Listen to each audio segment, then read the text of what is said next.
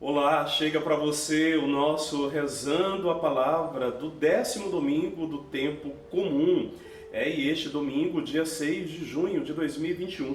Por isso, vem comigo, porque está começando o seu Rezando a Palavra comigo, Padre Fábio Eduardo.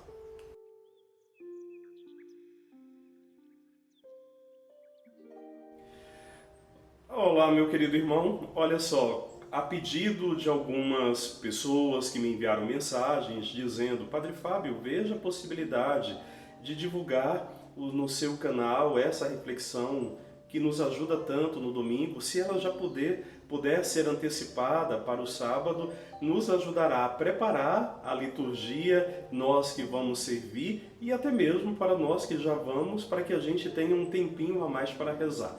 Por isso, Rezando a Palavra agora, em caráter experimental, traz a divulgação da liturgia dominical já para o sábado que antecede.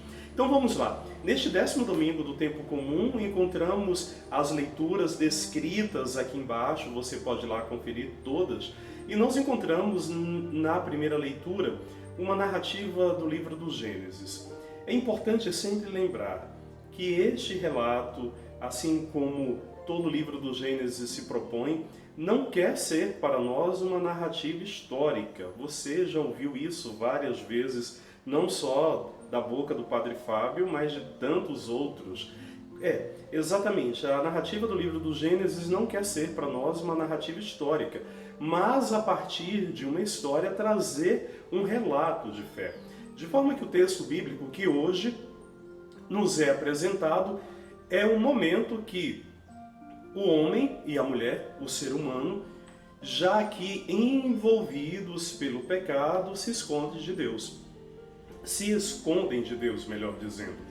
E é importante nós entendermos que esse texto, ele provavelmente foi escrito na época do rei Salomão, no momento onde o povo começa a se perder absurdamente graças à corrupção que havia naquele governo, naquele momento. O texto bíblico, então, vem ser uma luz para todos os povos, para dizer, quando a gente se esquece de quem Deus é, do lugar que Deus deve ocupar, quando a injustiça prevalece, quando o ser humano, movido pela sua ganância, ele se perde do projeto de Deus. Aí vem a riqueza do texto bíblico, diz que o ser humano, o homem representado aqui por Adão, quando ouve os passos de Deus, se esconde, com medo, porque estava nu, e como eu disse, ali se coloca como no esconderijo. E Deus então questionará: quem te disse que você está nu? Por que você está com medo? Por que você se escondeu? Por acaso você comeu da árvore, do fruto da árvore que você não deveria ter comido? Ora, queridos, esse texto cheio de simbolismo representa, primeiro, não necessariamente o ato de comer como se fosse ingerir um determinado alimento. Mas o texto está querendo dizer que o ser humano, movido pela ganância, pelo desejo de poder, consome, traz para a sua vida aquilo que não deveria trazer. E ao ser movido por este desejo de querer ser o dono da história, de querer ter o pleno conhecimento, de querer ter o controle de todas as coisas, este homem afasta Deus de si e, distante de Deus, se vê nu, ou seja, desprotegido, tem medo, em vez de ter uma relação de confiança, passa a ter uma relação de medo de Deus por conta da sua própria culpa, o que leva, movido por essa culpa, a se esconder. Assim, o texto quer apresentar para nós que Deus, ele, ao deixar de ocupar o centro na vida do ser humano, este ser humano se perde. E aí Deus, então, no relato bíblico, Deus que questiona por que Deus dialoga conosco. E este ser humano, aqui Adão, vai dizer: olha, a culpa foi da mulher, a mulher, por sua vez, a culpa foi da serpente. Ou seja, é quando, movidos pelo pecado, a falta de responsabilização dos seus próprios erros, de se autorresponsabilizar, melhor dizendo, e ao mesmo tempo aqui a figura da serpente, que representa tudo aquilo que é contrário ao projeto de Deus. No caso, a morte, a violência, a injustiça. Por isso Deus diz, olha, rastejarás e sobre ti pisaremos na tua cabeça. Exatamente para dizer, queridos, que Deus tem o poder sim de reprimir tudo aquilo que é contra ao seu projeto de amor e de fraternidade, porque Deus não pactua com o mal. É compreendendo nessa perspectiva da primeira leitura que nós vamos para o Evangelho.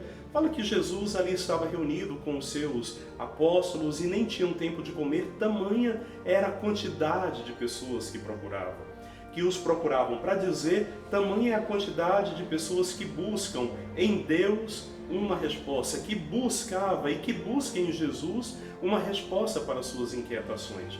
Só que no meio daquele momento, fala que quando Jesus vai saindo no meio daquela multidão, fala que os seus próprios familiares tentam segurá-lo e impedi-lo de que ele vá fazendo bem. E Jesus não aceita. Ora, o que representa isso? Muitas vezes aquelas pessoas que se dizem, as corretas, as tão conhecedoras da palavra, são as que tentam impedir de que o projeto de Jesus aconteça. É quando tenta segurar, impedir que os verdadeiros profetas ajam. Ora, infelizmente temos exemplos, inclusive, infelizmente, em nosso meio. Quando nós encontramos pessoas movidas pelo bem, como elas dizem, e que se dão ao direito de denegrir a pessoa do Papa, da própria Conferência Episcopal e de tantos outros pregadores e pregadoras por aí, que são impedidos por estes, inclusive no Brasil agora virou moda, os homens corretos que se dão ao direito de perseguirem a própria igreja. E Jesus que segue o seu caminho, só que logo adiante encontra aqui os representantes do Sinédrio que vão questionar Jesus. E Jesus vai dizer, mas Satanás pode ficar contra Satanás? E Jesus então vai dizer, olha, isso que vocês estão fazendo, este é um pecado contra o Espírito Santo e este pecado não tem perdão. O que significa isso?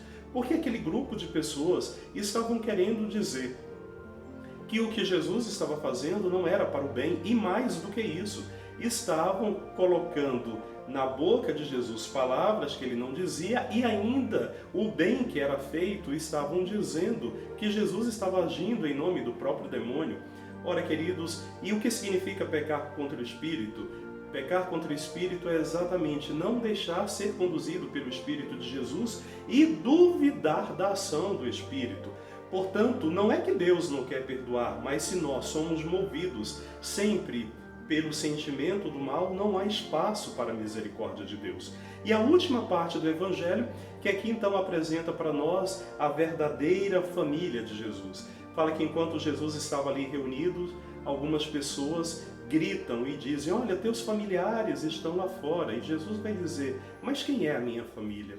Para dizer, queridos, que os que pertencem a Jesus, pertencem não simplesmente por laços biológicos sanguíneos. Pertencer a Jesus significa permitir estar ao redor dele, ouvir de sua palavra, alimentar-se dele, viver dele e proclamá-lo para todas as pessoas. Assim nós pertencemos à família de Jesus. Pertencer não é simplesmente um ato que se diz pela boca, mas pertencer à família de Jesus significa permitir estar com ele, ser dele, promovê-lo para o mundo. E quando a gente fala de promovê-lo para o mundo, significa fazer o bem, expulsar tantos demônios como o da fome, que volta a nos assustar de maneira tão grandiosa neste país, da miséria, da injustiça, da corrupção, de todos esses males que nós, infelizmente, tão bem conhecemos, tão perto de nós.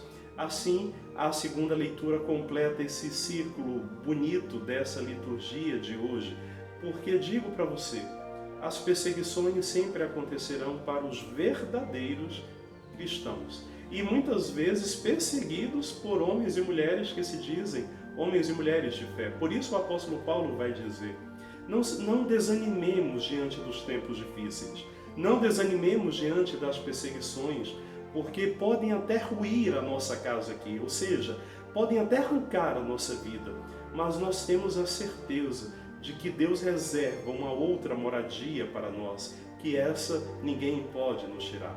Por isso, amados irmãos, que possamos destruir tantos males que estão nos cercando, que não sejamos egoístas, não desejemos comer do fruto que não nos pertence. Deixe Deus ser Deus, para que Deus, sendo Deus, como bons servos, a gente possa promover o reino que Jesus anunciou e colocou em nossas mãos a missão de construí-lo, porque mesmo sendo perseguidos, temos a certeza de que o Senhor é por nós. Por isso, desejo a você um excelente fim de semana, um domingo marcado pela presença do Senhor e até breve. Paz e bem.